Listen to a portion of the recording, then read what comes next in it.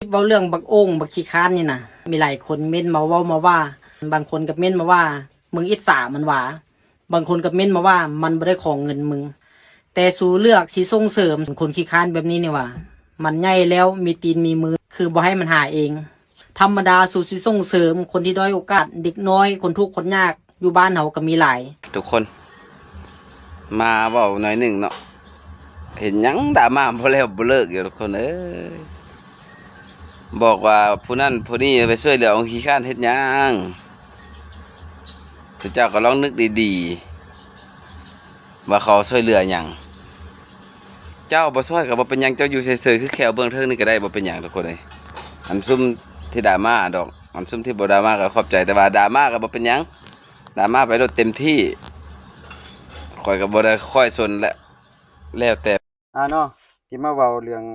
ประเด็นดราม่าก็สิขอกล่าวบ่าวองค์ขี้ข้านบ่าวฝนเนาะวัยรุ่นยกกระสุนขอ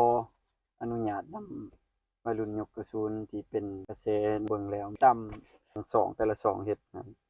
เนาะเราก็สิเฮ็ดแนวนั้นคิดว่าเนาะคลิปเราก็บ่ได้เป็นฮ้อนถึงคนอื่นอะไรเนาะก็เฮ็ดเป็นคอนเทนต์เพื่อให้มันดังข้าพเจ้าคิดว่าเนาะเราก็เฮ็ดเบิ่งก็เบิ่งเพื่อความบันเทิงบ่แม่นสิว่าเบิ่งให้แล้วเอาไปเป็นแบบอย่างคือสังคมซุมื้อแฮงหายมันเจริญคนคิดทันสมัยไปฮอดดวงฮอดดาวฮอดบ่ว่าสิไปเบิ่งคลิปแล้วก็สิไปเฮ็ดแบบอย่างคือองค์ขี้ข้าแม่นแต่ว่าเซาจะว่าเขาก็เบิ่งไปเพื่อความบันเทิงคิดว่าแม่นคอนเทนต์ของเขาเฮ็ดตามคิดว่าเนาะคันว่าอยากเฮ็ดแบบบ่ให้เรานอนก็สิเป็นหยังไปก็บอกเราลงมาก่อนแล้วมานั่งก่อนแล้วก็ถ่ายก็สิเป็นหยังคิดว่าอันนี้เป็นคอนเทนต์และหาเงินในอากาศสิเฮ็ดแนวใดสิเป็นน่าสนใจจังและบ่าวขี้ข้านอีกคันเราสิขี้ข้านอีปานนั้นแล้วสิมาแสดงหยังให้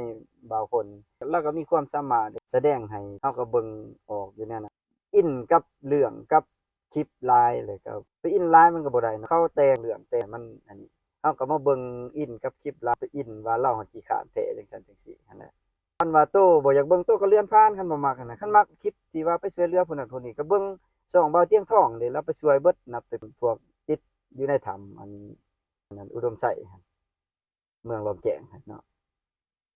ไปเบิ่งเนี่ยก็เห็นนั่นแหละเราไปช่วยเนาะคันว่าอยากเบิ่งนั่นน่ะอันนี้เราก็เห็นคอนเทนต์ว่านี่คือสิดังเราแฮงคิดเนาะแล้วก็เฮ็ดหลายภาระปีเลยแล้วก็มาแต่ว่าแต่เห็นแนวแปลกๆแล้วก็ถ่ายเอาแล้วก็ลองเฮ็ดเบิ่งบางเทื่อแล้วก็คิดว่ามันสิบ่ดังสิบ่นั่นก็เฮ็ดคือตามเราเฮ็ดแต่ว่าเราเฮ็ดเป็นคอนเทนต์นี้มามันผัดดังมันผัดอันนี้เนาะในเมื่อมันดังคือฉันมันก็มีดราม่าหลายคนหลายคิดมันสิให้มันถูกใจเบิดคนเป็นล้านเป็นพันคือบ่าวจุยว่าสิให้มันถูกเบิดมันก็เป็นไปบ่ได้แต่ว่าผู้เว้าหั่นก็ให้คิดคือข้าพเจ้าเว้ามาแหละคันเฮาบ่อยากเบิ่งเฮาก็เลื่อนผ่านคันว่าไปเว้าถึงคือว่าเฮ็ดเพลงแฮงเบิดเป็นเท่าใดเพลงหนึงเนาะที่ว่านักร้องดังๆเพิ่นเฮ็ดคือเพลงอันน่ะอีสังบ่เพลงบุญเกิดนะบ่ซาว